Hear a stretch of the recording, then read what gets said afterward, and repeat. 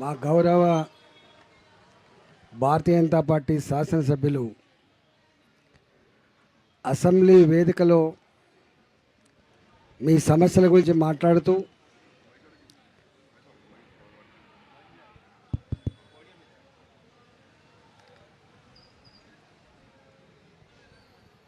ఈ సమస్యలు పరిష్కారం కాకపోతే మీ పక్షాన ధర్నా నిర్వహిస్తామని ఈరోజు ఈ ధర్నా నిర్వహిస్తున్నటువంటి మా గౌరవ శాసనసభ్యులకి శాసనమండలి సభ్యులకి మా పక్షాన ధన్యవాదాలు తెలియజేస్తా ఉన్నాం. సభలో మాట్లాడినటువంటి మా ఎమ్మెల్యే గారు వెంకటరమణారెడ్డి గారు, మా ఎమ్మెల్యేల నాయకుడు బీజేపీ లీడర్ మహేశ్వర్ రెడ్డి గారు, ధన్పాల్ సూర్యనారాయణ గారు గౌరవ శాసనసభ్యులు, మా రాకేష్ రెడ్డి గారు ఫైర్ బాండ్, అట్లనే మా కొమరన్న ఎమ్మెల్సీ, అంజిరెడ్డి గారు ఎమ్మెల్సీ. ఇరిగిపోతుందా? వస్తుందా మైక్ చక్కగా? సరే లేదా? సంఘీభాగంగా వచ్చినటువంటి నాయకులకు, కార్యకర్తలకు, రిటైర్డ్ ఉద్యోగులకు, మీడియా మిత్రులందరికీ నమస్కారం. భారత్ మాతాకి, భారత్ మాతాకి. తెలంగాణ ఉద్యమంలో ఒక ప్రత్యేకత చూసిన, మళ్ళీ ఈ ధర్నాలో ఒక ప్రత్యేకతను చూసిన. ఆ ప్రత్యేకత ఏంటంటే, ఆనాడు తెలంగాణ ఉద్యమంలో జెండాతో, సంఘంతో, రాజకీయాలతో సంబంధం లేదు. ఒకటే సంబంధం, తెలంగాణ మట్టి బిడ్డల సంబంధం. మళ్ళీ ఇవాళ చూస్తున్న ఇక్కడ పాత డిటిఎఫ్ నాయకులు ఉన్నారు, ఏపీటీఎఫ్ నాయకులు ఉన్నారు, యూటీఎఫ్ నాయకులు కనబడుతున్నారు.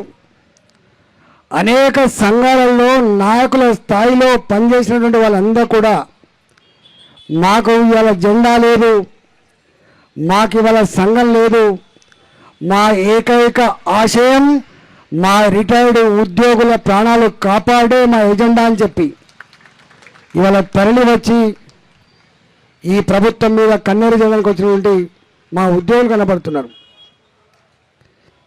నేను పాత ఆర్థిక మంత్రిని. నేను చాలామంది ఈ ప్రభుత్వం వచ్చిన తర్వాత గతంలో ఎప్పుడు కూడా ఈ రిటైర్మెంట్ బెనిఫిట్ల కోసమో, వాళ్ళు దాచుకున్న సొమ్ము ఓ ఇల్లు కట్టే సందర్భంలోనో, ఓ బిడ్డల పెళ్ళిళ్ళు చేసే సందర్భంలోనో, లేదా పిల్లలని ఎబ్రాడ్కు పంపే సందర్భంలో కొంత పాటు లోన్ తీసుకునే వెసులుబాటు ఉంటుంది. కానీ వాళ్ళ రిటైర్మెంట్ బెనిఫిట్స్ కావచ్చు, వాళ్ళు దాచుకున్న సొమ్ము నుంచి కొంత వాడుకోవడం కోసం పెట్టుకున్న దరఖాస్తులు కావచ్చు, ఇవన్నీ ఏవి పరిష్కారం కాకపోగా చివరికి ఇంతకుముందు మా ఎమ్మెల్యేలు గుర్తు చేసిండ్రు, రిటైర్డ్ ఉద్యోగి 35 సంవత్సరాలు పనిచేస్తే ఆయనను చూసుకునే తీరు గిదేనా అని చెప్పి ఆనాడు మాటలు మాట్లాడినప్పుడు సంబరపడ్డము, మాట్లాడినప్పుడు వాళ్ళకు పాలాభిషేకాలు చేసినాము. కానీ గిట్ల గీ ధర్నా చౌకలో రిటైర్డ్ ఉద్యోగులుగా డబ్బులు రాకపోగా ఆత్మహత్యలు చేసుకుంటామని, ఆత్మహత్యలకు విరుద్ధంగా ధర్నాలు చేసే పరిస్థితి అని చెప్పి మాత్రం నా తెలంగాణ రిటైర్డ్ ఉద్యోగులు ఊహించలేకపోయినారు. మాటలు బ్రహ్మాండంగా ఉన్నాయి, కానీ చేతలు లేవు. నేను నా ఇంటికి వచ్చేటువంటి ఓ 100 మందిలో 5-6 ఉద్యోగులు వస్తున్నారు, రిటైర్డ్ ఉద్యోగులు వస్తున్నారు. రిటైర్డ్ ఉద్యోగులు కావచ్చు, ఇంజనీరింగ్, మెడిసిన్ చదువుకునే విద్యార్థుల తల్లిదండ్రులు కావచ్చు. వాళ్ళు అంటున్న మాట ఏంటంటే, అయ్యా నువ్వు పాత ఆర్థిక మంత్రివి కదా, నీ దగ్గరనే పనిచేసినట్టుంది చీఫ్ సెక్రటరీ గారు, ఫైనాన్స్ సెక్రటరీగా. ఆ సుల్తానియా గారు కూడా మీ దగ్గరే పనిచేసినట్టున్నది, మీరు చెప్తే నా పని అవుతుందట అని చెప్పి నా దగ్గరికి రిటైర్డ్ ఉద్యోగులు వాళ్ళ బెనిఫిట్స్ కోసం మొన్న మా మిత్రుడు క్లోజ్ ఫ్రెండ్ అన్నాను, నేను ఇంకొక 1 ఇయర్లోనో 2 ఇయర్స్లోనో రిటైర్డ్ కాబోతున్నా, నేను నిజాయితీగా పనిచేసిన అధికారిని, నాకు ఒక్క రూపాయి లేదు, నువ్వన్నో 10 లక్షలు 20 లక్షలు అప్పు ఇవ్వు, లేకపోతే నాకు రుణం ఇప్పి అని చెప్పి నాకు వచ్చి నువ్వు ఒక మెసేజ్ పెట్టు అంటే పెట్టనే అని చెప్తే మెసేజ్ పెట్టిన నేను అనేక సార్లు చీఫ్ సెక్రటరీలకి, అనేక సార్లు ఆర్థిక కార్యదర్శులకి, మేము మాజీ మంత్రులం కదా మాకు ఇంత గౌరవం ఉంటుందేమో మా మాట వింటారు అని చెప్పి మేము పెట్టినాం. కానీ ఎవరి పని కూడా కాలేదు. కాకపోగా మేము ఎప్పుడైనా ఫోన్ చేస్తే వాళ్ళు మాట్లాడే మాటలు ఏంటంటే మా చేతులు ఏం లేదు మీరు పైన చెప్పమని చెప్తున్నారు. ఇంత సిగ్గుమాలిన వ్యవస్థ ఉంటుందని చెప్పి మేము కళ్ళ కూడా ఊహించలేదు. 14 సంవత్సరాల కాలం పాటు ఏ తెలంగాణ రాష్ట్ర ఆశయం కోసం ఉద్యమాలు చేసినామో ఇదే ధర్నా చౌక్లో మేము దీక్షలు చేసి అలసిపోయి ఇక్కడే పడుకుంటే మా కిందికెళ్ళి ఆ మొత్తం మురికంతా మా కిందికెళ్ళి పోయిన తెల్లారులే చూసేలకు మొత్తం తడిసిపోయి ఉన్నాం. మాకు అలసిపోయి తెలియకుండా అయిపోయింది. అప్పుడు అనుకున్నాం తెలంగాణ కోసం కొట్లాడుతున్నాం కదా, ఇదో లెక్క కదా అని చెప్పి అనుకున్నాం. అంటే గంత కష్టపడి తెచ్చుకున్న తెలంగాణ, బలిదానాలు చేసుకొని తెచ్చుకున్న తెలంగాణలో కానీ ఇవాళ రేవంత్ రెడ్డి సర్కార్ గిట్ల కన్నీళ్లు పెట్టుతాయని చెప్పి మాత్రం ఎవరు ఊహించలేదు. కానీ ఇది రేవంత్ రెడ్డికి, వీళ్ళు రిటైర్డ్ ఉద్యోగులే కావచ్చు కాక వాళ్ళు ఎక్కువ నీ సచివాలయం ముందు ధర్నాలు చేయడానికో నీ సచివాలయ గేట్లు ఎక్కి ఉద్యమాలు చేయకపోవచ్చు, కానీ వాళ్ళకు పదునైన ఒక ఆయుధం ఉంటుంది, వాళ్ళకు లక్షల మందిని కదిలించగలిగినటువంటి ఆయుధం ఉంటుంది. ఆ ఆయుధంతో నీ పడతారని చెప్పి ఈ సందర్భంగా హెచ్చరిస్తా ఉన్నా. ఈరోజు 2018లో అనుకుంటే ఒకసారి నేనే ముఖ్యమంత్రి గారికి ఒక మాట చెప్పిన, అయ్యా మీరు ముఖ్యమంత్రులు, మీకు ఎవరు ఎదురు చెప్పద్దు, కానీ విషయం అయితే తప్పకుండా మీకు చెప్పాలి, చెప్తే ఏ వ్యూ నువ్వు తీసుకుంటుండొచ్చు అని చెప్పి నేను ఒకసారి చెప్పిన. 2018 నవంబర్లోనో అక్టోబర్లోనూ నేను చివరి సంవత్సరం ఆర్థిక మంత్రిగా చివరి సంవత్సరంలో మొత్తం చూస్తూ ఉంటే తెచ్చుకున్న అప్పులు కానీ ఖర్చు పెడుతున్న తీరు కానీ వస్తున్న ట్యాక్స్ కానీ చూస్తున్నప్పుడు అదనంగా ఒక 5,000 కోట్ల రూపాయలు కూడా ఖర్చు పెట్టేటువంటి స్తోమత లేకుండా పోయింది. 2019 నాటికే ఒక 5,000 కోట్ల రూపాయలు సంవత్సరానికి అదనంగా ఖర్చు పెట్టే ఆస్కారం లేదు. కానీ మీరు ఎన్నికల పోయేటప్పుడు మాత్రం నిరుద్యోగ భృతిపేట 4,000 రూపాయలు ఇస్తా అని చెప్తా ఉన్నారు. మీరు ఇచ్చే హామీలు చూస్తూ ఉంటే సంవత్సరానికి ఒక 50,000 కోట్ల రూపాయలు అదనంగా ఖర్చు పెట్టేటువంటి ఆస్కారం ఉన్నది. ఈ 50,000 కోట్ల రూపాయలు ఎక్కడి నుంచి తెచ్చిస్తాం మనం, చివరికి జీతాలు ఇవ్వలేని పరిస్థితి అని చెప్పి 2019లో నేను మాట్లాడినా. కానీ ఇచ్చిండ్రు హామీలు. మీకు తెలుసు 2018 ఎన్నికల్లో ఇచ్చిన హామీలలో 2 అతి ముఖ్యమైన హామీలు అమలు కాలే. 4,000 రూపాయలు నిరుద్యోగ భృతి అమలు కాలే, రైతు రుణమాఫీ కూడా అమలు కాలే, ఏకకాలంలో చేస్తాను. కాంగ్రెస్ పార్టీ ఆనాడు 2 లక్షల రూపాయలు ఏకకాలం చేస్తా అని చెప్పిండు. దానికి ప్రతిగా టీఆర్ఎస్ ప్రభుత్వం నేనన్న మంత్రిగా ఉన్న 1,00,000 రూపాయలు ఏకకాలం చేస్తా అని చెప్పిండు. కానీ ముఖ్యమంత్రి మాలాంటి వాళ్ళని ఎదురు చెప్పొద్దు, విషయం మాత్రం కమ్యూనికేట్ చేసినాం. కానీ 4,000 రూపాయల నిరుద్యోగ భృతి అమలు కాలేదు, ఏకకాలంలో 1,00,000 రూపాయల రుణమాఫీ కూడా అమలు కాలే. నేను చాలాసార్లు మాట్లాడి చెప్పిన, డబ్బులు లేకనా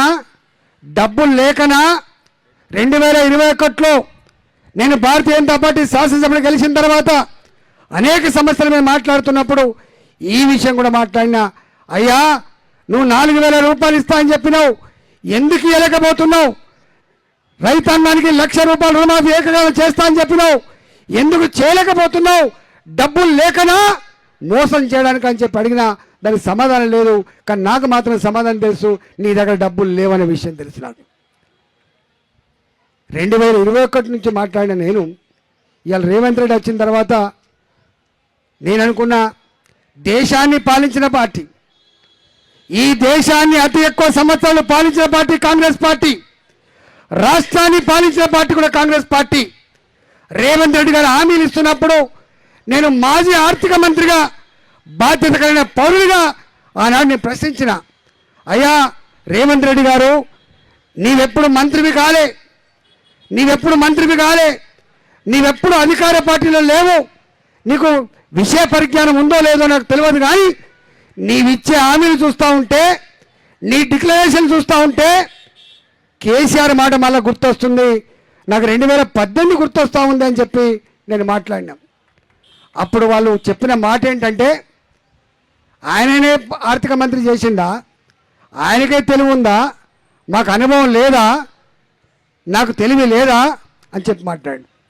నేను అంటున్నా ఆ రోజు ఈ మాట అంటే నేను వెంటనే చెప్పిన, మీరు ఇచ్చిన హామీలు, కాంగ్రెస్ పార్టీ మేనిఫెస్టోలో పెట్టిన హామీలు, నీ డిక్లరేషన్లో ఇచ్చినటువంటి హామీలు అమలు కావాలంటే మొట్టమొదటి సంవత్సరం కావాల్సింది 1,00,000 కోట్ల రూపాయలు అని చెప్పిన, 1,00,000 కోట్ల రూపాయలు అని చెప్పిన. ఇనొస్తుందా అని ఎవరో లేచి ఇట్లా అంటున్నారు, ఇనొస్తుందా?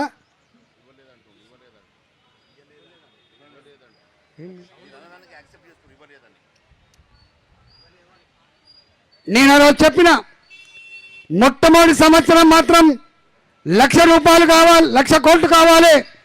రెండో సంవత్సరం నుంచి మాత్రం తప్పకుండా 40,000 50,000 కోట్లు కావాలని చెప్పి ఆ రోజు చెప్పినాం. కానీ ఆనాడు ఎన్నికలు కేసీఆర్ని బొందబెట్టాలి, కేసీఆర్ని ఒడగొట్టాలి కాబట్టి ఆల్టర్నేటివ్గా ఆయన కనబడితే ఆయన హామీలు చూడలేదు, ఆయన డిక్లరేషన్లు చూడలేదు, టక్క ఓట్లేసి గెలిపించింది. ఇవాళ ఏమంటున్నారు, అయ్యో పేనం మీద నుంచి పొయిలపడ్డాం కదా అంటాను. ఇలా పేనం మీద నుంచి పొయిలపడ్డాం కదా అంటాడు. ఇవాళ నేను అంటున్నా, ఆయన ఒక మాట అన్నాడు, ఒక గింతంత ముక్క భూమి అమ్మితే రైతుల మాఫీ మీద మాట్లాడిన సందర్భంలో ఆయన మాట్లాడిన మాట ఏంటంటే, 40,000 కోట్ల రూపాయలు కావాలి రైతుల మాఫీకి, ఏకకాలంలో ఇస్తా అని చెప్పినావు, ఎట్లా సాధ్యమైందంటే, ఆనాడు ముఖ్యమంత్రి కాకముందు రేవంత్ రెడ్డి మాట్లాడిన మాట ఏంటంటే, హైదరాబాద్లో విలువైన భూములు ఉన్నాయి, ఒక ముక్క అమ్మితే దీని బిషాద్ ఎంత అని చెప్పిండు రేవంత్ రెడ్డి. కానీ వాళ్ళ బాధ అనిపించే అంశం ఏంటంటే, మీకు తెలియదు చాలామందికి, ఆ ముక్క భూములు, ఆ విలువైన భూములు మన కోసం అమ్మబడతలేవు. ఆ విలువైన భూములు ఇప్పటిదాకా మా మహేశ్వర్ రెడ్డి గారు చెప్పినట్టుగా అవన్నీ కూడా పెద్దలకు, బకాసురులకు, బ్రోకర్లకు డబ్బుల కోసం కట్టబెడుతున్న దుర్మార్గమైన వ్యవస్థ కొనసాగుతూ ఉంది. దాని లెక్కంతా కూడా చెప్పాలంటే, ఎందుకంటే నేనే ఉన్నా ఇక్కడ, నా కళ్ళారా చూస్తూ ఉన్నా, బాధ అనిపిస్తుంది, దుఃఖం అనిపిస్తుంది. నా రిటైర్డ్ ఉద్యోగులకి ఒక 10,000 రూపాయల కోట్లు సరిపోతుంది కావచ్చు. నా చదువుకునే పిల్లలకి ఫీ రియంబర్స్మెంట్ లేక కాలేజీలకు పోయినప్పుడు, బయటికి వెళ్ళగొడుతున్నప్పుడు, క్లాసులలో నీ డబ్బులు కట్టా అని చెప్పి క్లాస్ రూమ్లో నిలబెడుతున్నప్పుడు అవమానాన్ని తట్టుకోలేక మీరెట్లయితే ఇలా పిట్టల్లా రాలిపోతున్నారో, నా విద్యార్థులు కూడా అనేక మంది పిట్టల్లా రాలిపోతున్నారు ఈ రాష్ట్రంలో. వాళ్ళ కోసం 9,000 కోట్లు, 10,000 కోట్లు. కానీ మీకు తెలుసా, నా దగ్గర కూకట్పల్లి అనేటువంటి నియోజకవర్గంలో, ఆనాడు మేనేజ్ చేసుకొని ఒక 260 కోట్ల భూమిని కొట్టేసిండు. దాంట్లో చెరువు భూమి పోతే 160 ఎకరాలు, 170 ఎకరాలు. ఆ 170 ఎకరాల విలువ ఎంతో తెలుసా? 15,000 కోట్ల రూపాయలు అవుతుంది, 15,000 కోట్ల రూపాయలు అవుతుంది.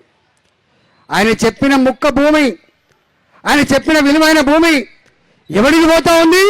డబ్బులుంటే చాలు మేనేజ్ చేయొచ్చు, డబ్బులుంటే చాలు న్యాయాన్ని కూడా మేనేజ్ చేయొచ్చు అని చెప్పి ఇవాళ దానికి అలవాటు పడ్డ బకాసురులు ఎవరైతున్నారో ఇవాళ ఆ భూమిని కొట్టేసిండు.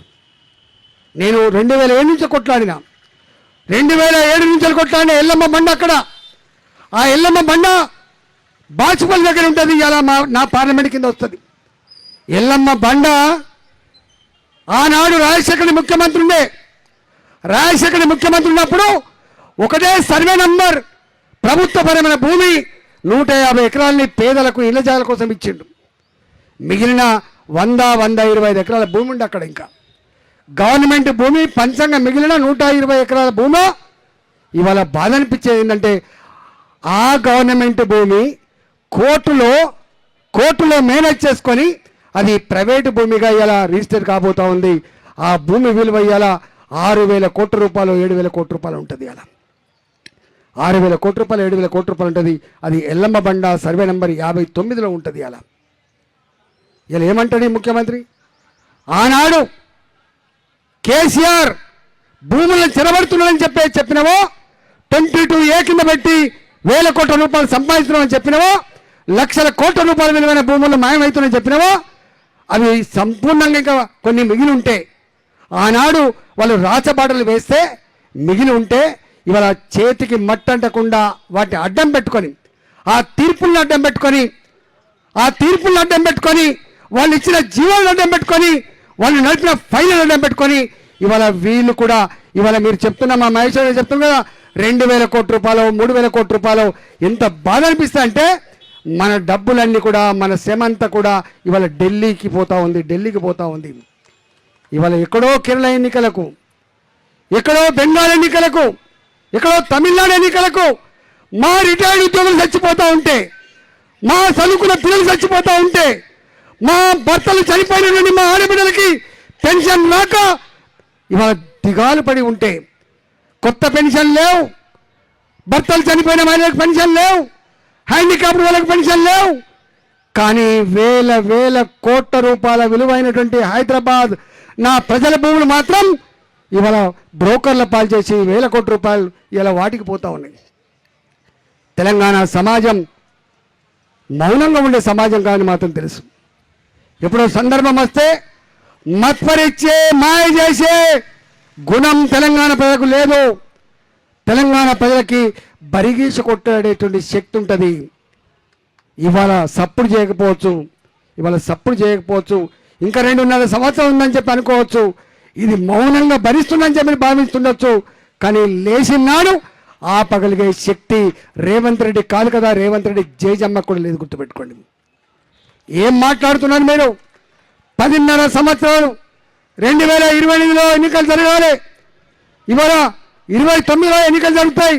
10.5 సంవత్సరాల కాలం పాటు నేనే ముఖ్యమంత్రి అని చెప్పి నువ్వు విరవెగుతున్నావు కదా. ఇది కొనుక్కుంటే దొరికే సరుకు కాదు బాబు, ఈ పదవి అమ్మ ఇచ్చేది కాదు, నాన్న ఇచ్చేది కాదు, నువ్వు మస్కా కొట్టి కాళ్ళు పట్టుకొని ఢిల్లీ నుంచి తెచ్చుకునే పదవి కాదు. నా తెలంగాణ ప్రజలు ఆత్మను ఆవిష్కరించి ఓట్లు వేస్తే పదవి వస్తుంది తప్ప ఇది వేరే వాడు ఎవడిచ్చేది కాదు బిడ్డ. ఇది మేమిచ్చేది, ఇది మా ప్రజలు ఇచ్చేది. మా రిటైర్డ్ ఉద్యోగులు, మా రాకేష్ రెడ్డి గారు అన్నాడు, అన్న మా రిటైర్డ్ ఉద్యోగులు కూడా పోయినరు, మా వాళ్ళు కూడా పోతారు కావచ్చు. రకరకాల కారణాలు ఉండొచ్చు. సర్పంచ్ ఎన్నికలలో, ఎంపీటీసీ ఎన్నికలలో వాళ్ళ వాడకట్టలనో, వాళ్ళ ఫ్రెండ్షిప్ ఉంటనో, వాళ్ళ కులమనో ఏదో ఒక ఫ్యాక్టరీతో పోవచ్చు. అంత మాత్రాన నా రిటైర్డ్ ఉద్యోగులు కావచ్చు, అంత మాత్రాన నా ప్రజలు వాళ్ళకు పట్టం కట్టడానికి మాత్రం సిద్ధంగా లేరు. సందర్భం రావాలి వాళ్ళకి. గా ఎన్నికల మీద దృష్టి పెట్టరు, గుర్తుపెట్టుకోండి. కాకపోతే రేవంత్ రెడ్డి గారు నాకు 40% ఓట్లు వచ్చినాయి, నాకు 40% ప్రజల మ్యాండేట్ దొరికిందని చెప్పి విర్రవీగుతుండొచ్చు. మీకు తెలుసు, నేను టీఆర్ఎస్ పార్టీలో ఉన్ననాడు మా శ్రీనివాస్ కూడా ఉన్నాడు ఇక్కడ, మా వకలాపాలెం కూడా ఉన్నాడు ఇక్కడ. 32 జిల్లా పరిషత్తులు ఉంటే 32 జిల్లా పరిషత్తులు టీఆర్ఎస్ గెలిచిందన్నాడు. మొత్తం మున్సిపాలిటీలు ఉంటే మొత్తం మున్సిపాలిటీల్లో టీఆర్ఎస్ పార్టీ గెలిచింది. మొత్తం సర్పంచ్ కూడా టీఆర్ఎస్ గెలిచింది. కానీ జనరల్ ఎన్నికలు వస్తే కర్రెగాల్చి వాత పెడితే భూపాతాల్లోకి తొక్కేసిన ప్రజలు. గుర్తుపెట్టుకో, ఇవన్నీ టెంపరీ ఉంటాయి తప్ప ఇవి పర్మనెంట్ కాదు. గుర్తుపెట్టుకోండి. పర్మనెంట్ అంటూ ఉంటే వాళ్ళ పదవులు కాదు, పర్మనెంట్గా ఉండేది మన ఓటు హక్కు. మన ఓటు హక్కు మాత్రమే పర్మనెంట్ ఉంటుంది. కాబట్టి ఇవాళ నేను ఒకటే ఈ ప్రభుత్వాన్ని హెచ్చరిస్తూ ఉన్నా, ఇప్పటికైనా ఎంత బాధ అనిపిస్తా అంటే, ఆ ప్రభుత్వం పెట్టిన బకాయిలు నేను ఎట్లిస్తా? నేను అడుగుతున్నా, ఆ ప్రభుత్వం నీళ్ళ పన్ను వసూలు చేయాల్సింది మర్చిపోయింది, కరెంటు పన్ను వసూలు చేసి మర్చిపోయింది. నువ్వు అడగవా బిడ్డ? పాత కరెంటు బకాయిలు వసూలు చేయవా? పాత ఇండ్ల ట్యాక్సులను వసూలు చేయవా? పాత ప్రభుత్వానికి బకాయిలను వసూలు చేయవా? గవర్నమెంట్ అనేది ఒక రొటీన్ ప్రాసెస్. ఇలా ఆ పార్టీ ఉంటుంది పోతుంది, ఓ ప్రభుత్వం ఉంటుంది పోతుంది. కానీ నీ కలెక్టర్లు, నీ చీఫ్ సెక్రటరీలు, నీ వ్యవస్థలు శాశ్వతం కదా. నేను అంటున్నా, కలెక్టర్లు కూడా కలెక్టర్లు కూడా ఇవాళ బ్యూరోక్రసీ కూడా గింత దీనంగా ఉంటుందని చెప్పి నేను ఎక్స్పెక్ట్ చేయలే. చదువుకున్నారు మీరు, ఇవాళ ఆల్ ఇండియా లెవెల్లో ఇన్ని సంవత్సరాల కాలం పాటు చదువుకొని మీరు వచ్చి బాసుల ఆదేశాలు పాటించేటువంటి ఒక బానిసలుగా మారిపోయింది తప్ప ఇది తప్పు, ఇది న్యాయం కాదు అని చెప్పి అడగగలిగే దమ్మున్న ఇలా ఆఫీసర్ లేకుండా పోయింది. సిగ్గుండాలే. మాలాంటి వాళ్ళని ఫోన్ చేస్తే, మాలాంటి వాళ్ళని మెసేజ్లు పెడితే మా చేతిలో ఏం లేని చెప్తున్నావు, మా చేతిలో ఏం లేని చెప్తున్నావు, మేము ఎందుకు ఫోన్ చేస్తాము? మాకేం అవసరం ఉంటే మీరు రొటీన్గా రోజువారీగా ఫోన్ చేసేవాళ్ళం కాదు. మేము ఎక్కడో నిజంగా బాధ ఉంటే, దుఃఖం ఉంటే, అయ్యో నేను ఒక ఆర్థిక మంత్రిగా అని చెప్పి మీకు ఫోన్ చేస్తాం కావచ్చు. కానీ మీరు ఎక్కడ చేస్తలేరంటే మీరు ఎంత బానిసలుగా మారిపోయిందో దీన్ని బట్టి అర్థం కాలేదు. మీరు అనుకుంటాను మీ విలువ పెరిగిందని, మీ విలువ పెరగలే, మీకు తగ్గిపోయింది. ప్రజాస్వామ్య వ్యవస్థలో అధికార పార్టీ మాత్రమే కాదు, ప్రతిపక్ష పార్టీ కూడా నీ కళ్ళకు కనబడని, నువ్వు పట్టించుకొని, నీకు పవర్, నీకు అధికారం నెత్తికెక్కితే మర్చిపోయినాడు గుర్తు చేసేటువంటి బాధ్యత ప్రతిపక్ష పార్టీలకు, ఎమ్మెల్యేలకు మాత్రం ఉంటుంది, ఎమ్మెల్సీ మాత్రం ఉంటుంది, నాయకులకు మాత్రం ఉంటుంది. నువ్వు పట్టించుకోకపోవచ్చు, కానీ పట్టించుకోకపోతే దాని సంగతి ఏందో ముందు తెలుస్తుంది. ఇవాళ మా వాళ్ళు డిమాండ్ చేసినట్టుగా మేమేదో వస్తాం, ఇందిరాపార్త ధర్నా చేస్తాం, పోం వాడగట్టుకు పోయి కథ ఏందో చెప్తాం. మేము నా రిటైర్డ్ ఉద్యోగి, అలా మా టీచర్లు ఉంటారు, రిటైర్డ్ ఉద్యోగులు లేరు, వాళ్ళ మిత్రులు ఉద్యోగులు ఉన్నారు. రేపు ఇలా ఉద్యోగంలో ఉన్నటువంటి ఇలా ఉద్యోగులారా మీరు ఇలా నోరు విప్పరు, మీరు వాళ్ళ జీవితం అంటున్నారు కావచ్చు కాక రేపు నువ్వు కూడా రిటైర్డ్ ఉద్యోగం అయితే విషయం మీరు మర్చిపోకుండా ఎందుకు మాట్లాడలేకపోతున్నారు? రిటైర్డ్ ఉద్యోగుల యొక్క సమస్యల మీద ఉద్యోగులుగా, ఉద్యోగ సంఘాలుగా మీరు ఎందుకు సీరియస్గా మాట్లాడలేకపోతున్నారు? ఎందుకు ఒక అల్టిమేట్ ఇవ్వలేకపోతున్నారు? ఇవాళ మీరు నిజంగా అల్టిమేట్ ఇస్తే నడుస్తుందా ఈ ప్రభుత్వం? కానీ నువ్వోసారి నీకు బాధ అయితే నువ్వు మాట్లాడుతున్నావు, నాకు బాధ అయితే నేను మాట్లాడుతున్నా, విద్యార్థుల బాధ అయితే విద్యార్థులు మాట్లాడుతున్నారు. కానీ ఇవాళ మనం చేయాల్సింది ఒకటి ఉన్నది. రైతులుగా, విద్యార్థులుగా, రిటైర్డ్ ఉద్యోగులుగా సమస్యలు ఫేస్ చేసిన వాళ్ళుగా అందరం ఒకటిగా రేపు ఎలుగెత్తి చాలాల్సిన అవసరం ఉంది, పిడికిలి బిగించాల్సిన అక్కడ ఉంది, ఈ ప్రభుత్వం యొక్క భర్తం పట్టాల్సిన అక్కడ ఉంది. కాబట్టి ఇవాళ సందేశమే ఇచ్చిపోతాం కావచ్చు, రేపు సమరానికి సిద్ధపడతామని చెప్పి హెచ్చరిస్తున్నాం. సమరానికి సిద్ధపడతామని చెప్పి హెచ్చరిస్తూ ఇవాళ మా రిటైర్డ్ ఉద్యోగులు మేము ఎక్స్పెక్ట్ చేయలే, మమ్మల్ని కొట్లాడమంటారు తప్ప వాళ్ళు వస్తారని చెప్పి ఎక్స్పెక్ట్ చేయలే. కానీ ఇవాళ మేం కాదు, మీరు వచ్చింది ఇవాళ. ఎప్పుడు మమ్మల్ని అంటుంటారు, కమ్యూనిస్ట్ పార్టీ దగ్గర పోయి అడుగుతూ ఉంటారు, మీరు కొట్లాడండి, మీకోసం కొట్లాడమంటారు కానీ మీరు రారు. కానీ వాళ్ళని ప్రత్యక్షంగా చూస్తున్నా మా ఎమ్మెల్యే ఇక్కడ ధర్నా పెట్టిండు, మా వెంకటరమణారెడ్డి, మా మహేష్ రెడ్డి అనగానే అనుకున్నా సాధ్యమవుతుందా, సక్సెస్ అవుతుందా అని చెప్పి అనుకున్నా.